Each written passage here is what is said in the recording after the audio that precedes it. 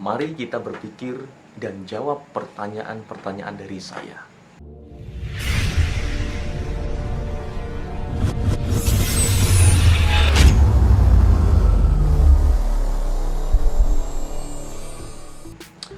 Kamu pasti tahu sampah plastik. Pasti tahu dong. Nah, Indonesia pernah menjadi salah satu negara dengan memproduksi jumlah sampah plastik yang besar sekali. Wow. Bahkan kalau kita ingin merenungi teman-teman semuanya, hampir di antara kita semuanya itu masing-masing itu biasanya mengkonsumsi makanan ataupun minuman yang dimana itu bungkusnya adalah sampah plastik yang nanti ujungnya dibuang. Kita tahu bahwasanya sampah plastik amatlah sangat bahaya sekali karena sulit sekali untuk busuk. Ada yang mengatakan itu akan bisa busuk puluhan tahun, bahkan sampai ratusan tahun. Sangat mengerikan sekali ini. Tapi ngerinya atau realitanya mengatakan bahwasanya di antara kita semuanya itu, misalkan di minimarket, langsung buka kulkas, ambil minuman, setelah itu akan menghasilkan botol plastik yang dibuang tempat sampah. Tidak hanya itu, misalkan anak-anak sekolah yang beli siomay, beli cilok, itu adalah bungkusnya plastik yang nanti juga ujungnya akan dibuang, akan ke tanah dan lain sebagainya. Coba dipikirkan kalau Indonesia akan seperti ini terus, semakin menumpuk jumlah sampah plastik, padahal kita tahu bahwasanya kalau plastik itu akan merusak tanah, kalau plastik itu ketika dibakar akan merusak lapisan ozon. So, kira-kira apa yang terjadi ke depannya? Apakah saya menyalahkan dengan seperti ini? No.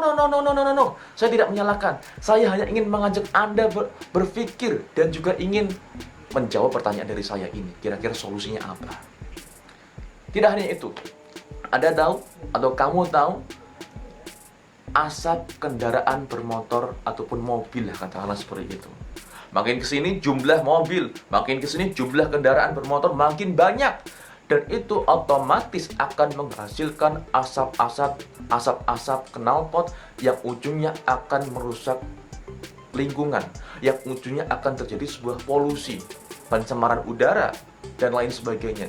Tidak hanya itu, ketika asap knalpot itu keluar banyak dan masuk ke hidung kita, ujungnya akan masuk ke paru-paru kita, ke dalam tubuh kita, dan akan merusak tubuh kita. So, this is dangerous. Ini sangat bahaya sekali kalau dibiarkan begitu saja. Apakah saya menyalahkan seperti ini? No. Saya hanya ingin mengajak kamu berpikir, sekaligus bertanya agar kamu bisa menjawab apa kira-kira solusi dari ini. Tidak hanya itu, saudaraku. Kita tahu fenomenanya makin ke sini. Indonesia salah satu negara dengan jumlah hutan yang banyak, pohonnya juga banyak sekali. Tapi makin ke sini, mohon maaf sebesar-besarnya, ternyata banyak sekali pohon-pohon yang ditebas sampai habis, diratakan, diganti dengan pemukiman ataupun banyaknya yang berdiri di perumahan.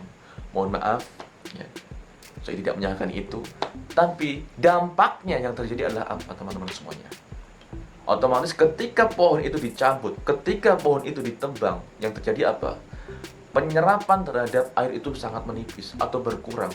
Ujungnya, apalagi kalau itu terjadi di lokasi yang agak atas, ujungnya kalau pohon-pohon ini ditebang semuanya dan diganti rumah, daya serap terhadap air tidak ada.